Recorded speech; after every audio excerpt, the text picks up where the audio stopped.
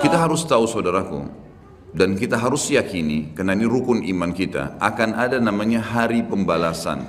Ada hari di mana kiamat terjadi, artinya habis semuanya. Semua yang kita lihat dan kita tidak lihat di langit, di bumi, di kedalaman lautan, semuanya akan habis. Ada saatnya di mana ajalnya datang, semuanya akan hancur dan terjadilah kiamat. Dan itulah proses pindahnya manusia dan jin kepada alam akhirat, di mana mereka akan hidup abadi di sana dan mereka akan menikmati hasil perbuatannya kalau baik dan mereka akan dihukum kalau hasilnya buruk. Kiamat ini akan terjadi bila diikuti dengan beberapa tanda-tanda sebelumnya, baik tanda-tanda kecil ataupun tanda-tanda besar. Dan pada saat kiamat terjadi nanti dimulai dengan sangkakala sekali, kemudian hancurlah semua di alam semesta ini, kemudian datang sangkakala yang kedua, dan akhirnya dibangkitkanlah seluruh makhluk, kemudian dihisaplah mereka, lalu terjadilah mahsyar, kehidupan yang akan kita laluin. Allahu alam berapa lama di sana, menunggu timbangan amal seluruh manusia miliaran jumlahnya dan seluruh jin. Bahkan Ibnu Katsir mengatakan Allah Azza wa Jalla akan menghadiri domba, kenapa dia menanduk domba yang lain. Setelah itu jalanan ditentukan ke surga atau ke neraka dan tidak ada tempat yang ketiga. Kita harus sadar teman-teman sekalian, penentuan masalah hari kemudian nanti, di mana kita akan mendapatkan cuma surga atau neraka, adalah kehidupan kita sekarang. Ini sekarang Anda masih bisa menghembuskan nafas, masih bisa beraktivitas, masih mudah untuk menangkap mana yang boleh dan mana tidak boleh yang diperintahkan oleh Tuhan kita Allah dan aplikasikan dalam kehidupan sehari-hari. Maka ini penentuan nanti di sana bagaimana, dan tidak ada tempat lain, surga atau neraka. Maka jangan nanti tiba di saat terakhir dihisab di hari kemudian baru kita menyesal. Itu keliru.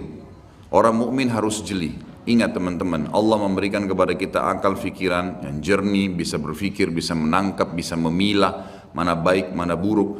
Hati kita juga begitu, punya perasaan yang pekah, tahu mana baik, mana buruk, mana yang disukai, mana yang tidak disukai. Semua itu sebenarnya fasilitas yang Allah berikan tanpa harus menunggu hukuman datang baru mau taubat.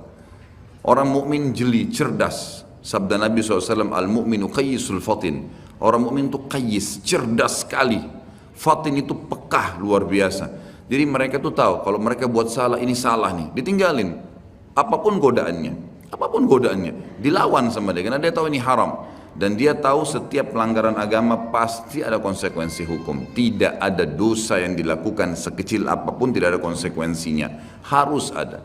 Sekali antum menggibah, jangan heran setelah taubat tiba-tiba kita digibah. Pembersihan dosa yang lama. Dulu pernah kita mengambil, membuat nota palsu, mencuri sesuatu. Jangan heran sekarang kalau beli HP baru jatuh hilang. Itu biasa. Harus ada konsekuensi pembersihannya. Tidak mungkin tidak ada, mustahil. Siapapun itu. Bahkan Nabi SAW sendiri bukan kita karena katakan beliau melakukan dosa karena sudah diampuni. Tapi beliau sendiri mengatakan saya pun diberikan cobaan oleh Allah Subhanahu Wa Taala penyakit yang lebih berat double daripada apa yang diberikan kepada kalian. Apalagi manusia biasa yang penuh dengan dosa seperti kita.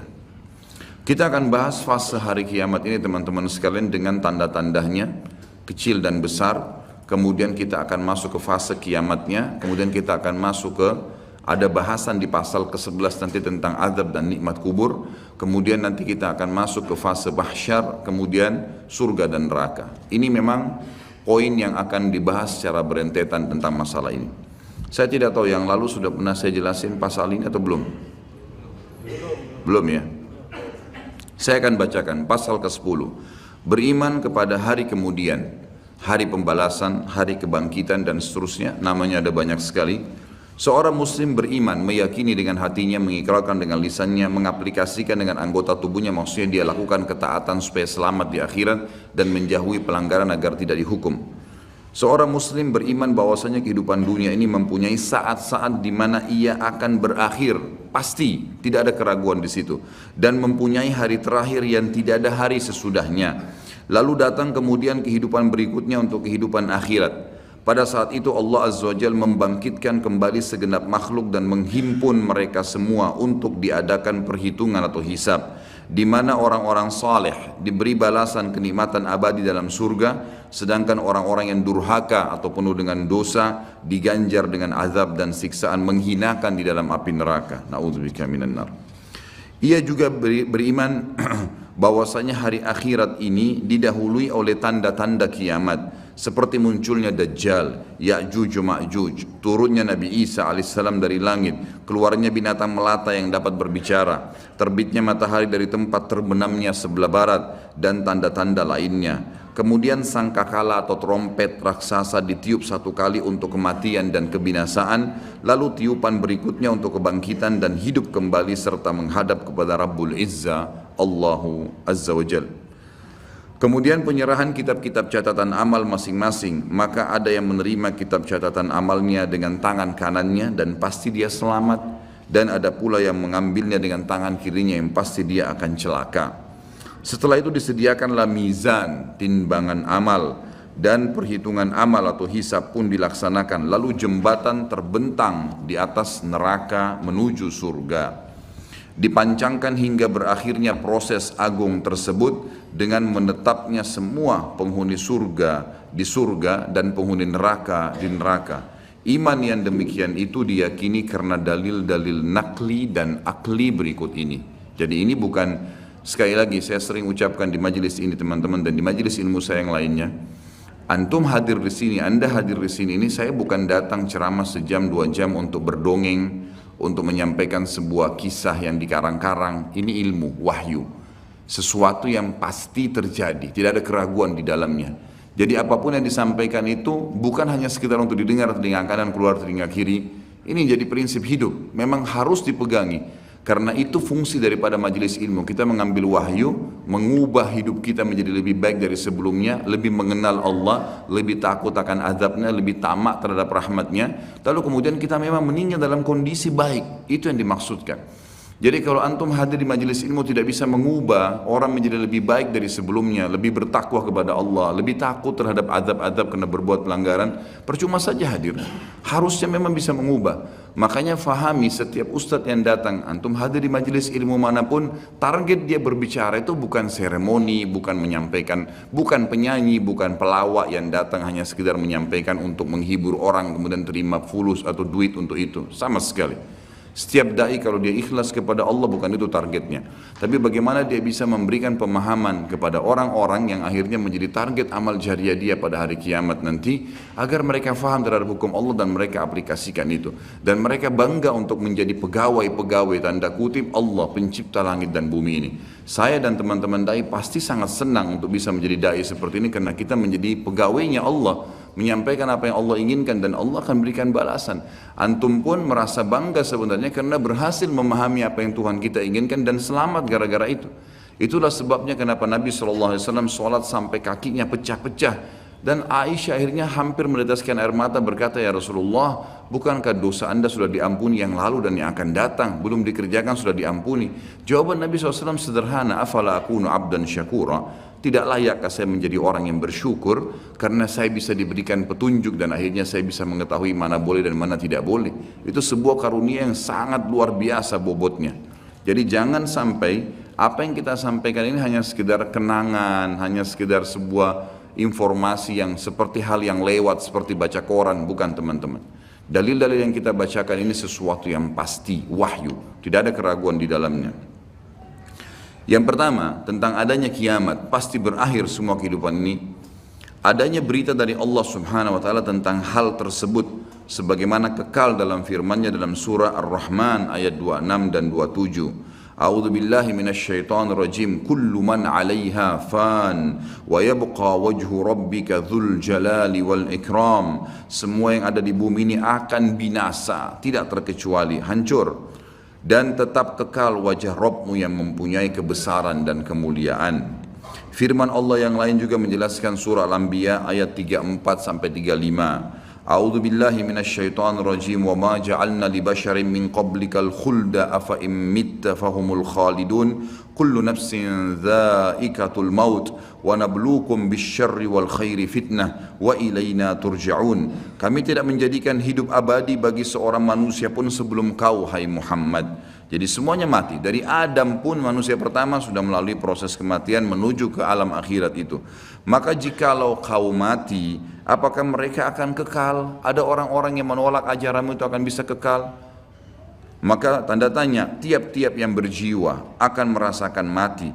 Kami akan menguji kamu dengan keburukan dan kebaikan sebagai cobaan yang sebenar-benarnya. Artinya mengikuti kebenaran, kebaikan, patuh, dia akan selamat masuk surga.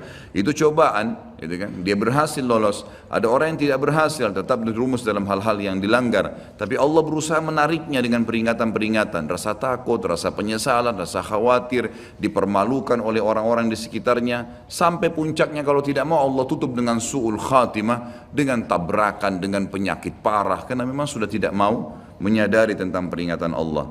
Dan hanya kepada kamilah kalian pasti dikembalikan. Ini jelas firman Allah subhanahu wa ta'ala.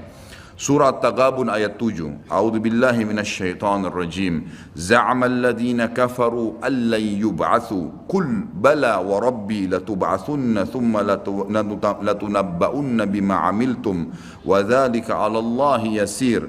Orang-orang yang kafir mengatakan bahwasanya mereka sekali-kali tidak akan dibangkitkan lagi. Tidak ada hari kiamat, tidak ada hari hisab. Katakanlah hai Muhammad dengan jelas dan tegas, tidak demikian demi Rabbku, demi Allah, demi Tuhanku. Benar-benar kalian akan dibangkitkan, kemudian akan diberitakan kepada kalian apa yang telah kalian kerjakan. Yang demikian itu adalah mudah bagi Allah.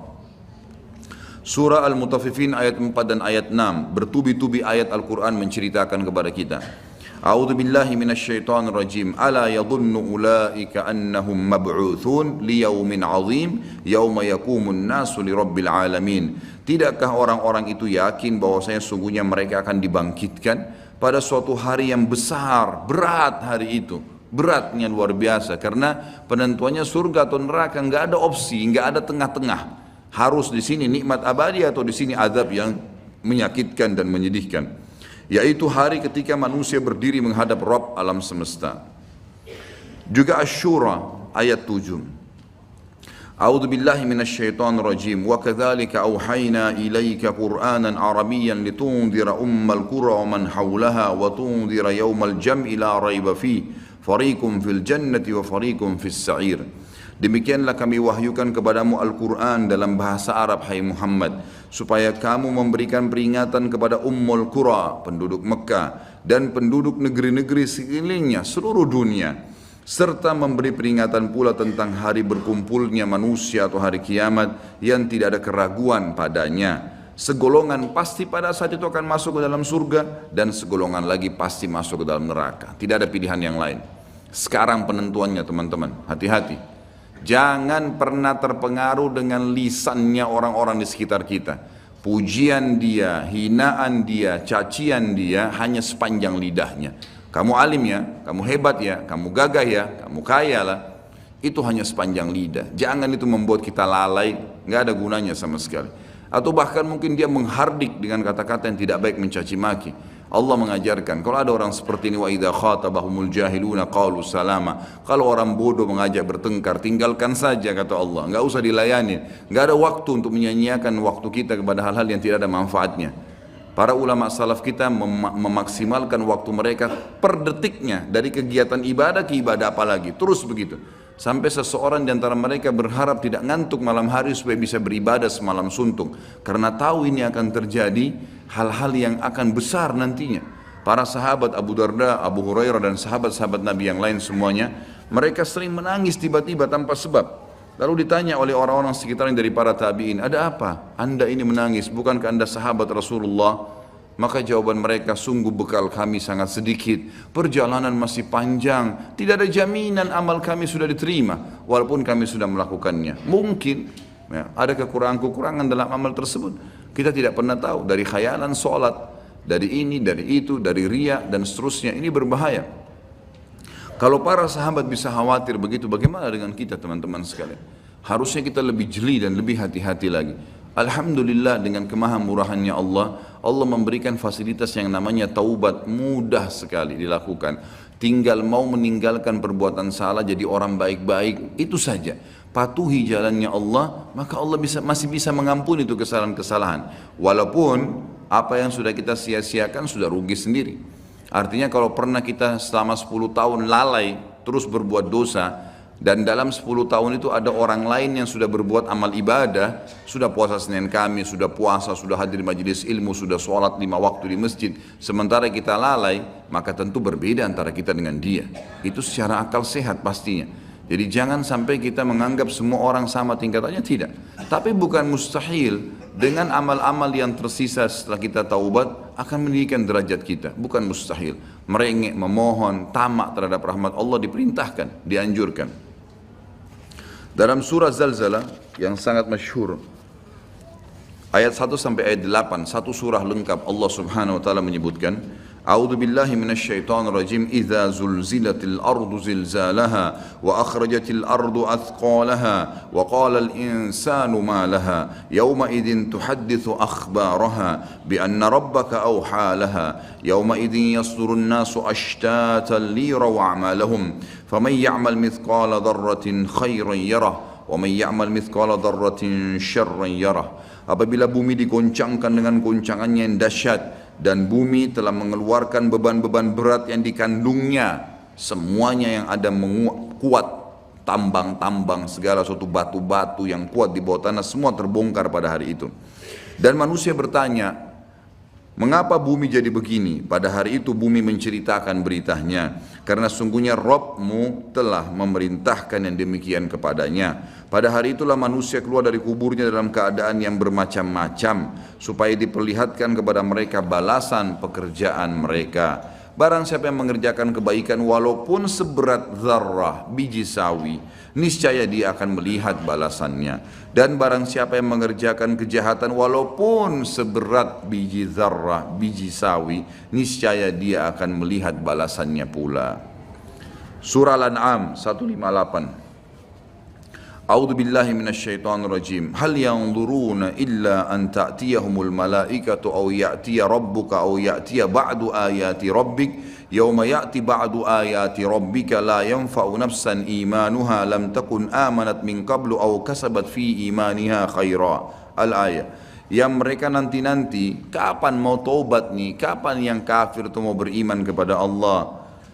Yang mereka nanti-nanti tidak lain hanyalah kedatangan malaikat kepada mereka untuk mencabut nyawa mereka. Tidak ada yang lain. Berarti keras kepala, nggak mau taubat, nggak mau baik, nggak mau berubah, nggak mau meninggalkan dosa-dosa. Kalau gitu tunggu aja malaikat mau datang. Atau kedatangan Rabbmu, atau pada hari kiamat lebih dahsyat lagi. Atau kedatangan sebagian tanda-tanda Rabbmu. Ya, tanda-tanda sebelum terjadi hari kiamat. Pada hari datangnya sebagian tanda-tanda Rabbmu, tidaklah bermanfaat lagi iman seseorang bagi dirinya sendiri yang belum beriman sebelum itu, atau dia belum mengusahakan kebaikan dalam masa imannya. Ada beberapa ayat di sini akan disebutkan berhubungan dengan masalah prosesi terjadinya kiamat dan tanda-tanda. Cuma dalam buku Minhajul Muslim, Syekh Abu Bakar rahimahullah, beliau menggabungkan semuanya, jadi bercampur baur dalil. Makanya saya akan bacakan dulu semua dalilnya, dan nanti kita akan coba susun prosesi kejadian kiamat itu sendiri. Sekarang ayat yang dibacakan adalah ayat yang berhubungan tentang masalah salah satu tanda-tanda hari kiamat besar. Jadi ada 11 tanda-tanda kiamat besar yang disepakati oleh para ulama. Salah satunya adalah ini.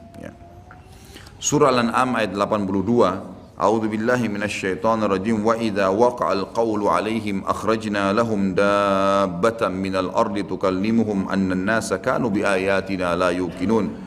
Apabila perkataan telah jatuh atas mereka, kami keluarkan sejenis binatang melata dari bumi yang akan mengatakan kepada mereka bahwa sungguhnya manusia dahulu tidak yakin kepada ayat-ayat kami.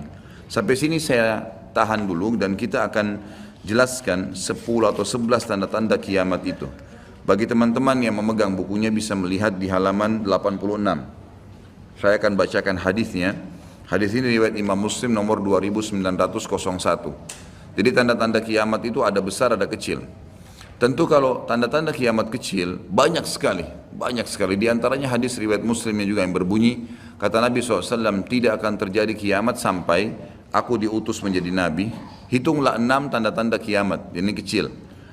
Lahirnya aku, diutusnya aku, dan meninggalnya aku. Berarti sudah ada 3 dan sudah terjadi. Kemudian akan tersebarnya ya, penyakit taun. Dan ini sudah terjadi di zaman Umar radhiyallahu anhu. Terbebasnya Palestina di zaman Umar radhiyallahu anhu, gitu kan.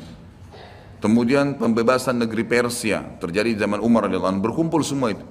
Jadi 6 tanda-tanda ini sudah kelihatan semuanya. Tanda-tanda kiamat yang kecil sudah terjadi, ada yang sedang terjadi sekarang dan ada yang belum terjadi. Kalau yang sedang terjadi seperti misalnya hadis Nabi SAW yang berbunyi, tidak akan terjadi kiamat sampai orang-orang mengganti nama-nama minuman keras dengan nama-nama lain. Contoh, seperti sekarang misalnya menggantinya dengan istilah-istilah lain. Ya nama inilah, ya merek itulah, ya cuman sekian 5% alkoholnya dan seterusnya. Hadis yang lain, tidak akan terjadi kiamat sampai zina tersebar, dianggap biasa, dan juga banyaknya laki-laki yang menyerupai perempuan, dan juga minuman keras dianggap sebagai minuman yang biasa. Hadis sahih semuanya. Jadi ini semua kita lihat depan mata kita, sedang terjadi. Ya, sedang terjadi. Kemudian yang belum terjadi, itu seperti misalnya kalau tanda-tanda kiamat kecil terakhir sekali namanya Malhamah Kubra. Peperangan besar antara kaum muslimin dengan orang-orang Nasrani. Yang ini disebutkan panjang lebar dalam hadis Bukhari, lebih dari 3 lembar kalau tidak salah. Hadis ini berbunyi, kata Nabi SAW, kalian akan bersatu dengan Bani Asfar. Bani Asfar ini sebenarnya lebih tepatnya orang-orang Rum, ya, orang-orang Nasrani. Mereka akan bersatu, kalian akan bersatu dengan mereka untuk memerangi satu kaum. Tapi tidak disebutkan kaum ini siapa. Yang jelas kita akan bersatu satu waktu dengan kelompok-kelompok Nasrani ini. Kemudian kita bersatu memerangi satu kaum. Allahu alam siapa mereka. Sebagian ulama beristihad mengatakan komunis, ada yang mengatakan kapitalis, dan segala macam istilah. Tapi kita beriman bahwasanya itu akan terjadi. Ringkas cerita, kalian akan memenangkan peperangan. Pasukan tahaluf ini, sekutu ini akan menang. Kemudian setelah itu bubarlah semua pasukan dan tersisa pasukan di negeri Syam, Dan dari hadis ini juga ulama sekarang mengatakan kasus Syria ini akan berakhir dengan sendirinya, karena memang hadis ini menjelaskan adanya ketentraman di negeri Syam, ya, sebelum terjadi tanda-tanda kiamat besar. Pada saat itu pasukan muslimin, ya, sedang pulang ke negeri Syam bersama dengan pasukan Bani Asfar ini. Ya, suku yang dikatakan dari bangsa Romawi. Kemudian mereka mengangkat bendera salib sambil mengayungkan dan mengatakan, kamilah yang telah memenangkan peperangan ini. Maksudnya kekuatan Nasrani.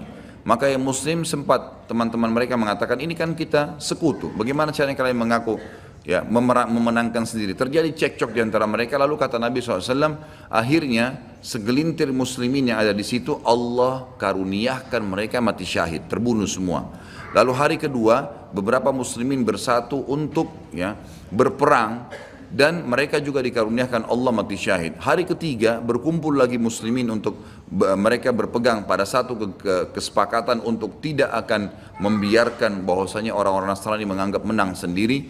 Maka akhirnya hari ketiga pun mereka diikram oleh Allah, dikaruniakan syahadah, mati syahid. Nanti hari keempat barulah berkumpul seluruh muslimin dari seluruh penjuru bumi. Lalu terjadilah perang besar antara kalian dengan Bani Ahmar, dan mereka dibawa naungan 80 bendera.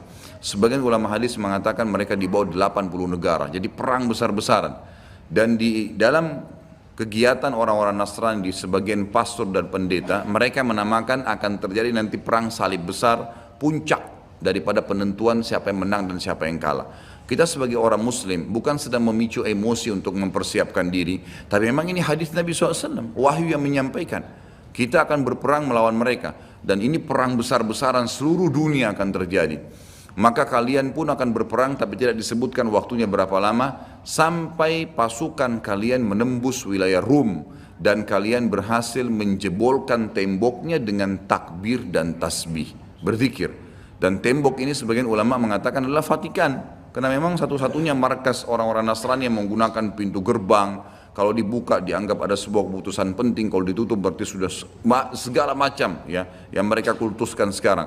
Temboknya itu akan rubuh dengan takbirnya muslimin. Sebagian ulama hadis mengatakan karena banyaknya jumlah pasukan sampai akhirnya suara mereka begitu bergemuruh dan akhirnya meruntuhkan tembok itu.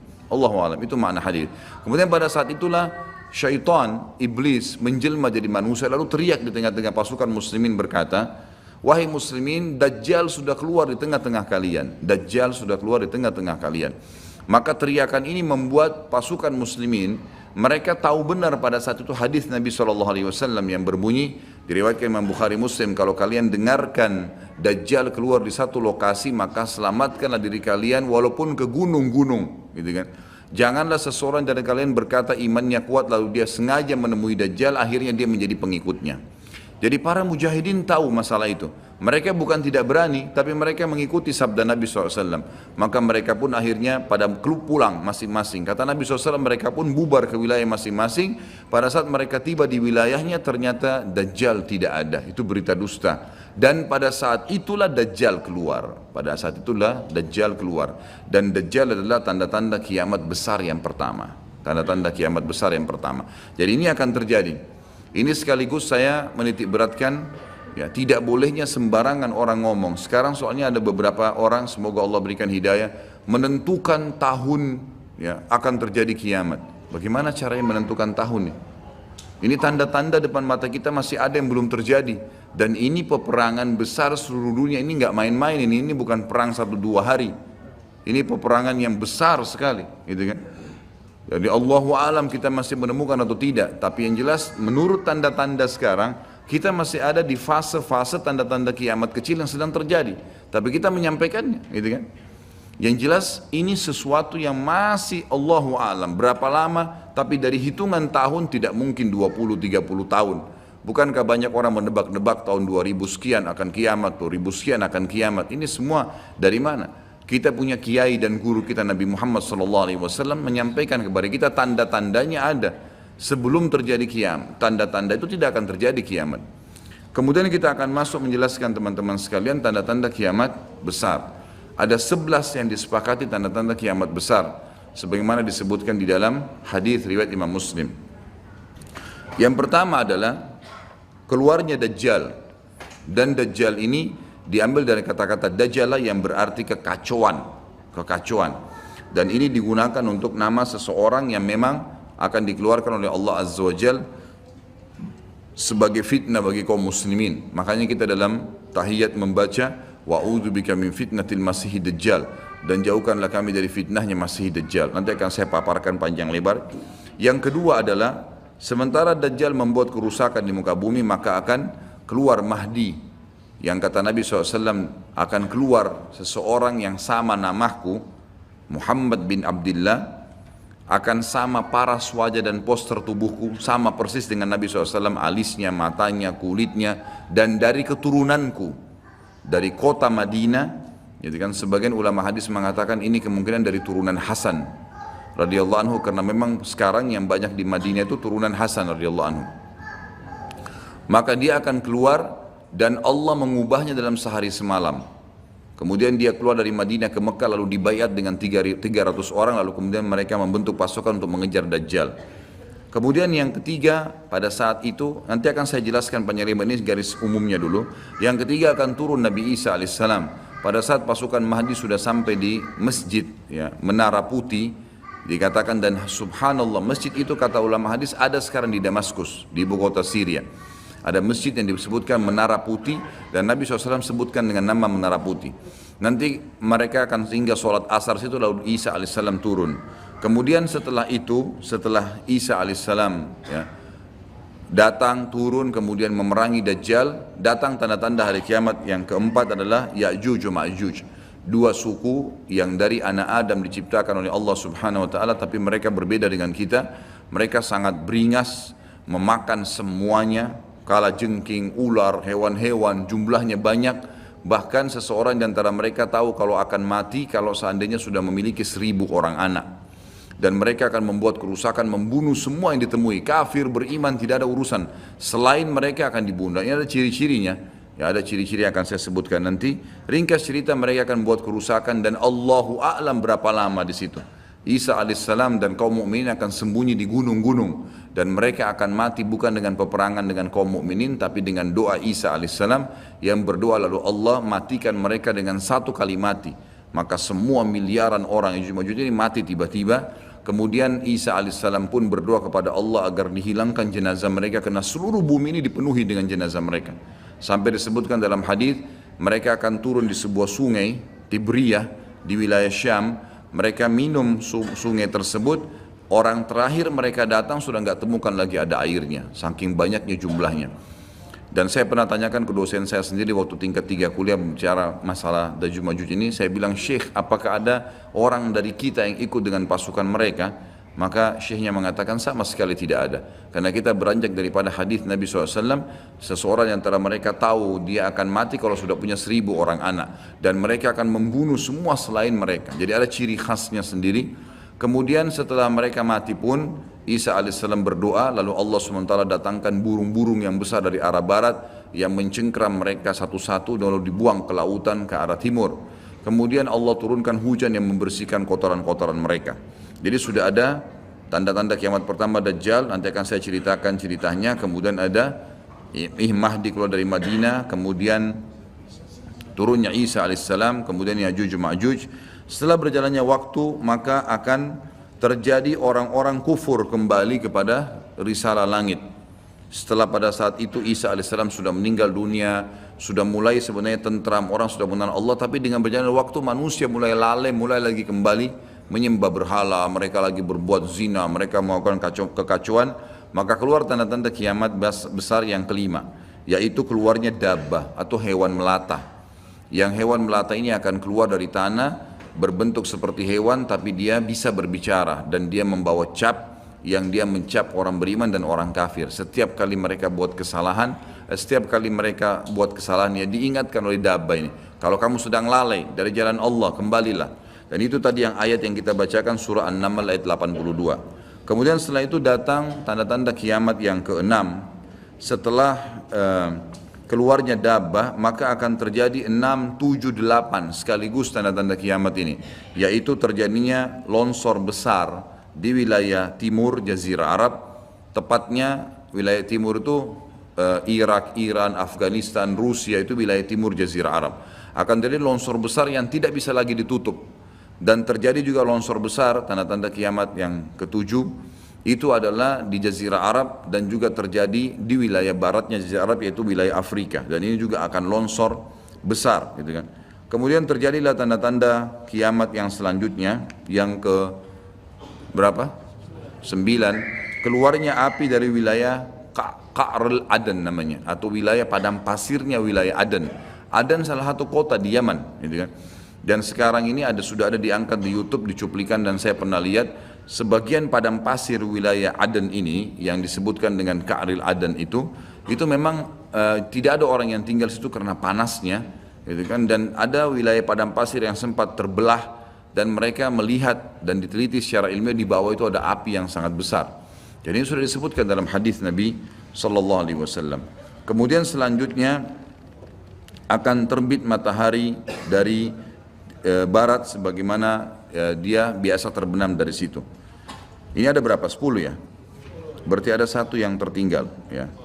Iya, keluarnya asap, maaf. Jadi sebelum terjadinya longsor 6, 7, 8 tadi, yang keenamnya itu adalah kelihatannya kabut. Di seluruh muka bumi ini akan terjadi kabut yang menutupi bumi ini, dan semua dunia ini akan melihat kabut itu dalam beberapa waktu.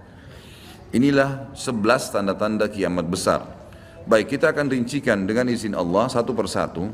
Kalau terjadinya atau keluarnya Dajjal, ini disebutkan dalam banyak hadis, banyak sekali, dan ini yang paling banyak diingatkan. Di antaranya hadis Bukhari yang berbunyi, kata Nabi SAW, tidak ada seorang nabi pun kecuali sudah mengingatkan kaumnya tentang si buta sebelah kanan. Ya.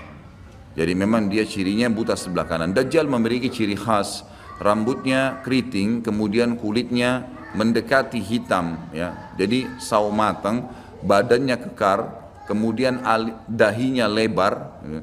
Dan orangnya mata kanannya rusak seperti anggur yang sudah rusak.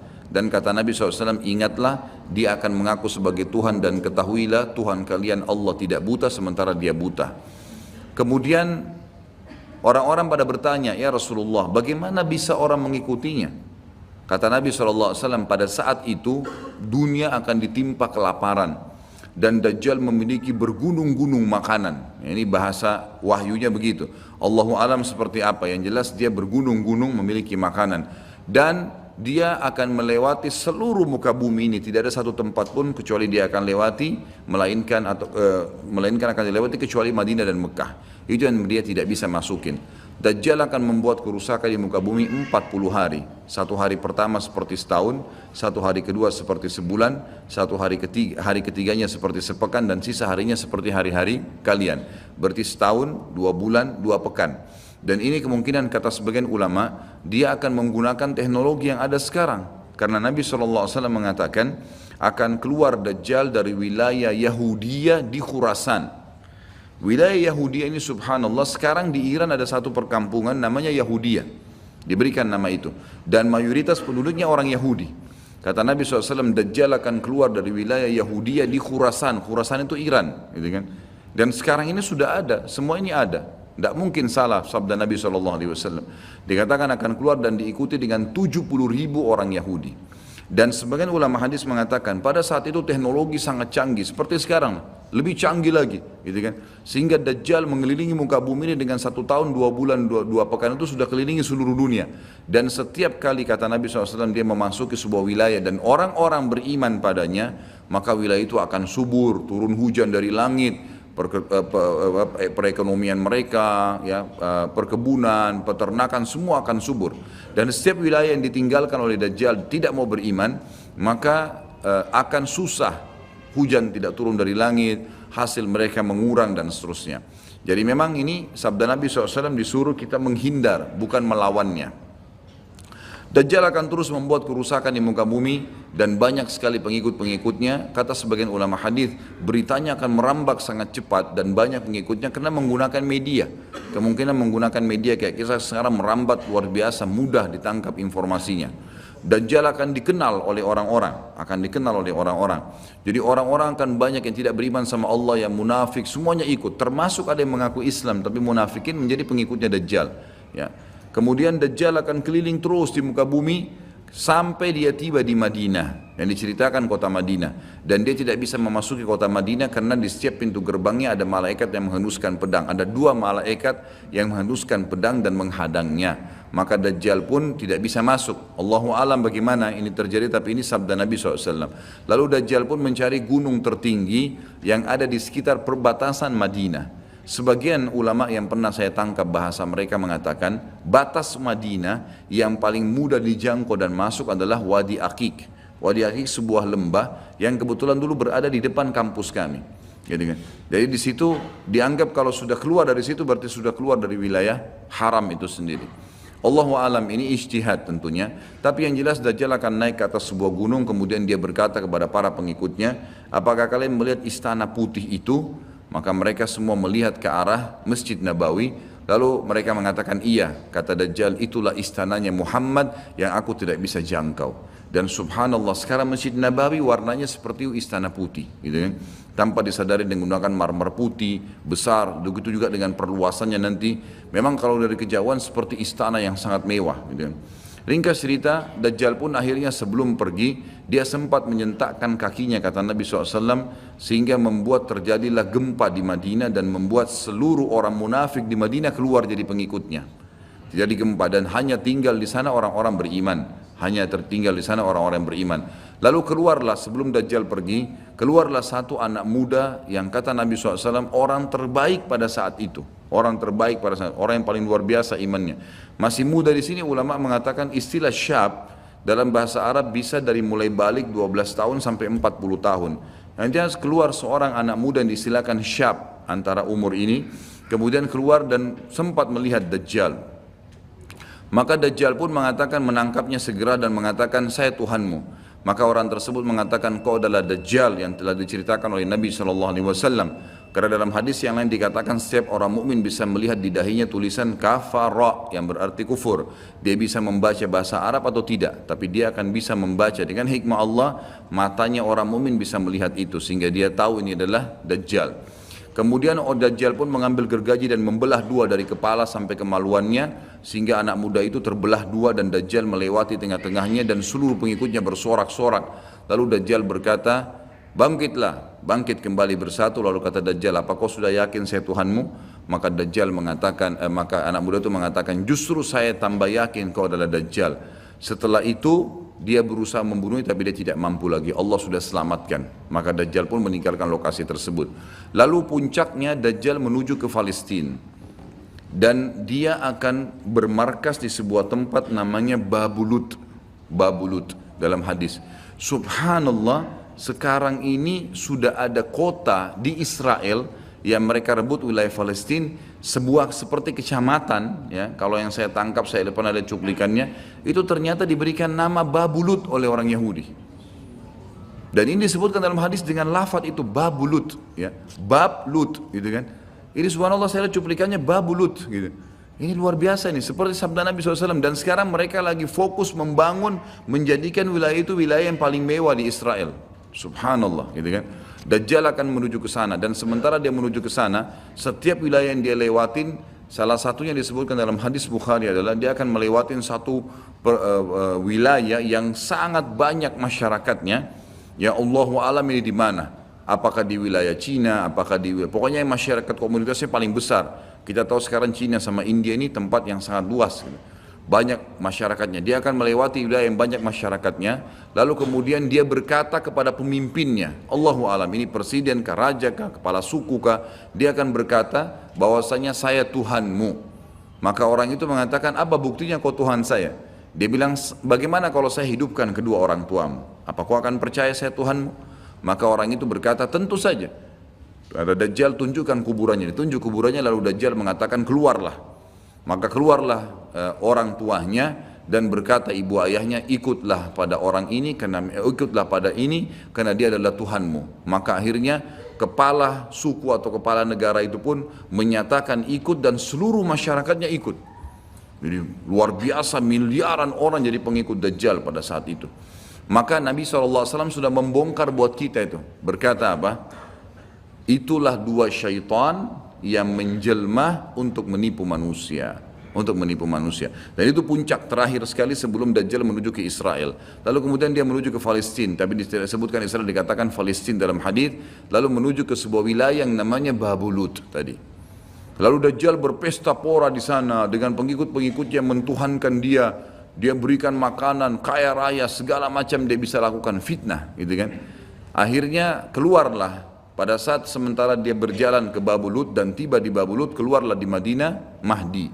Dan Mahdi ini adalah keturunan Nabi SAW tadi saya bilang, keluar dari Madinah. Kemudian Allah memperbaiki dia dalam sehari semalam. Kata sebagian ulama hadis, Allah berikan petunjuk sehingga dia menjadi baik langsung, gitu kan. Tadinya dia faham agama tapi belum diaplikasikan, sekarang dia langsung Allah SWT ubah menjadi orang yang saleh dalam sehari semalam. Lalu kemudian dia jalan, ada banyak riwayat yang menyebutkan ciri-cirinya. Di telapak tangannya ada seperti bekas, ya, tanda lahir. Tapi yang jelas yang paling mendasar mirip dengan Nabi SAW, alisnya seperti busur panah, kulitnya putih, orangnya tinggi besar, kekar, gitu kan. Dan tadi turunan Nabi SAW namanya Muhammad bin Abdullah. Maka dia pun akhirnya didatangi oleh orang-orang yang pada saat itu sudah tahu tentang keluarnya Dajjal, sudah informasi menyebar. Maka mereka juga sudah tahu ada orang yang akan membentuk pasukan dari Madinah namanya Muhammad bin Abdullah. Lalu mereka carilah keturunan Nabi SAW itu, lalu ditemukan. Lalu mereka mengatakan, engkau lah yang telah ditunjuk oleh Nabi SAW. Maka keluarlah memimpin kami untuk memerangi Dajjal. Dia pun awalnya menolak sampai dia pergi ke Mekah, kata Nabi SAW, lalu diikuti oleh 300 orang masyarakat membaiatnya, lalu terbentuklah pasukan muslimin yang tidak tahu Allahu alam berapa jumlahnya pada saat itu. Lalu mereka menuju ke Palestina, melewati negeri Palestina, melewati negeri Syria, dan akhirnya mampir di Masjid Darul Baydha tadi, menara putih yang tujuannya untuk mengerjakan sholat asar. Dan pada saat itu terjadilah tanda-tanda kiamat besar ketiga, Isa alaihissalam akan turun. Kata Nabi SAW, Isa alaihissalam akan turun, rambutnya basah, meneteskan air dan memegang dua sayapnya malaikat. Sebagian ulama hadis mengatakan pada saat itu kaum mukminin akan melihat malaikat yang membawa Isa alaihissalam. Kemudian dia turun dan dia masuk. Kemudian kata Nabi SAW, Mahdi adalah satu-satunya orang, ya, salah satu orang yang Nabi sholat jadi makmum di belakangnya. Karena waktu turun Nabi Isa, orang sudah tahu semua ini akan turun, lagi berkumpul gini mau sholat, pas mau iqamah sholat Isa alaihissalam turun. Dan orang-orang sudah mengatakan Isa sudah datang. Jadi informasi pasti, bukan lagi yang diragukan, bukan masih nebak ini Isa atau bukan, mereka sudah tahu. Turunnya kelihatan dan mereka masuklah. Lalu kemudian Mahdi mengatakan silakan memimpin, hai Nabiullah. Kata Nabi Allah, imam dari diri kalian, dari kalian sendiri, dari kaum muslimin. Maka akhirnya dia pun menjadi imam. Kemudian terbentuklah pasukan tersebut, tiba di Babulut. Saya tutup dengan kisah Babulut ini. Pada saat tiba di Babulut, ya, tiba di Palestina, maka Dajjal tidak tahu yang datang ini siapa. Disebarkan berita oleh pengikutnya mengatakan, hai Dajjal, sudah datang pasukan yang ingin memerangi kita. Lalu Dajjal mengatakan, siapa yang berani mengalahkan saya? Siapa yang bisa? Bukakan pintu gerbang, kita tantang. Dia nggak tahu kalau Isa alaihissalam yang datang. Kemudian pada saat dibukakan, Dajjal dengan sombongnya, dia tahu dia tidak mati, gitu kan? Punya kekuatan super yang luar biasa. Begitu dibuka pintu gerbang, dia sengaja nunggu di pintu gerbang untuk menunjukkan, mendemonstrasikan kemampuannya di depan para pengikutnya. Ternyata waktu dibuka pintu gerbang, Isa alaihissalam di depan pasukan muslimin. Dan akhirnya begitu melihat Isa, dia coba melarikan diri dan badannya meleleh seperti melelehnya lilin, gitu kan? Jalan terus meleleh sampai akhirnya Isa alaihissalam mengejarnya sambil mengatakan, wahai musuh Allah, sudah saatnya kau mati. Diletakkan di tanah, ditekan oleh Isa alaihissalam, lalu kemudian ditombak di antara dua matanya dengan tombak emas, yang akhirnya membuat Dajjal mati. Pada saat itu pun Yahudi mengetahui masalah itu, sehingga mereka menyebar. Ya, mereka menyebar dan Isa alaihissalam sudah tahu instruksi dari Allah untuk membunuh semua pengikut Dajjal. Maka semua pun pengikut Dajjal dari Yahudi ini menyebar di bawah pohon, di atas batu, dan semuanya akan berbicara mengatakan, hai muslim, ini Yahudi, bunuhlah dia. Maka semuanya pun dibunuh oleh kaum muslimin kecuali satu pohon, pohon garkat. Pohon garkat ini pohon yang punya duri dan buahnya pahit. Dulu di kuburan Baqi cukup banyak, ya. Sekarang subhanallah di Israel paling banyak ditanam pohon garkat karena mereka tahu bahwasanya itu tidak akan berbicara untuk menunjukkan siapa mereka. Jadi kebodohan orang Yahudi tahu kebenaran ini tapi mereka tidak beriman. Makanya wajar Ibnu Abbas berkata dalam nama ghairil maghdubi alaihim, bukan orang yang durmuka adalah Dajjal, adalah orang-orang Yahudi karena kebodohannya. Maka pada saat itu pun dibunuhlah semuanya. Dan termasuk kata ulama hadis sebenarnya yang sembunyi di sekitar pohon garkat. Garkat ini tidak bicara, hai muslim ini Yahudi. Tapi orang Islam pada saat itu kata ulama hadis mengetahui kalau ini pohon garkat. Mengetahui kalau ini pohon garkat. Jadi memang sudah punya gambaran. Sehingga walaupun sembunyi di pohon garkat tetap akan dibunuh oleh kaum muslimin. Karena orang-orang Yahudi tidak mengikrarkan syahadat. Mereka walaupun sudah tahu kebenaran, mereka memang tidak mau syahadat. Makanya Nabi SAW mengatakan, jangankan Isa alaihissalam, Nabi Muhammad SAW saja di zamannya, kata beliau kalau ada 12 orang dari Yahudi yang mengucapkan syahadat, beriman pada saya, maka seluruh Yahudi akan beriman. Saking sulitnya, 12 orang saya sudah cukup. Tapi pada saat itu pun sama, walaupun dibunuh mereka tidak mau beriman kepada Allah SWT. Ini juga terjadi pada saat terjadi pembunuhan suku Quraidah. Jadi pada saat itu Nabi SAW mengepung mereka, diberikan kesempatan untuk taubat, mereka tidak mau. Akhirnya mereka menganggap kalau dibunuh oleh Nabi SAW, dibunuh oleh kaum muslimin, mereka akan menuju ke surga, gitu kan? Jadi mereka pasrah dengan dibunuh, mereka anggap itu akan menuju ke surga. Dan ini kebodohan, ya, ini kebodohan. Maka pada saat itu selesailah urusan orang-orang Yahudi ini, dan Isa alaihissalam akan memimpin di muka bumi selama, ada riwayat mengatakan 7 tahun, ada yang mengatakan 40 tahun. Membuat keadilan, dan Isa akan membunuh semua babi, menghancurkan semua salib, dan tidak ada rumah satupun kata Nabi SAW di muka bumi kecuali akan masuk ke dalam Islam, baik dalam keadaan mulia ataupun menolak, terhina. Jadi sudah tidak ada, seluruh muka bumi ini akan jadi Islam pada saat itu. Jadi sampai sini insya Allah bahasan kita akan lanjutkan nanti, pertemuan akan datang, dan silakan kalau ada pertanyaan ditulis di kertas, setelah sholat kita akan bahas. dan kita akan mulai Ya'juj Ma'juj dan sisa-sisa lainnya nanti kita akan bahas pada pertemuan akan datang. Mungkin begitu. Subhanakallahumma bihamdika asyhadu an la ilaha illa anta astaghfiruka wa atubu ilaik. Wassalamualaikum warahmatullahi wabarakatuh.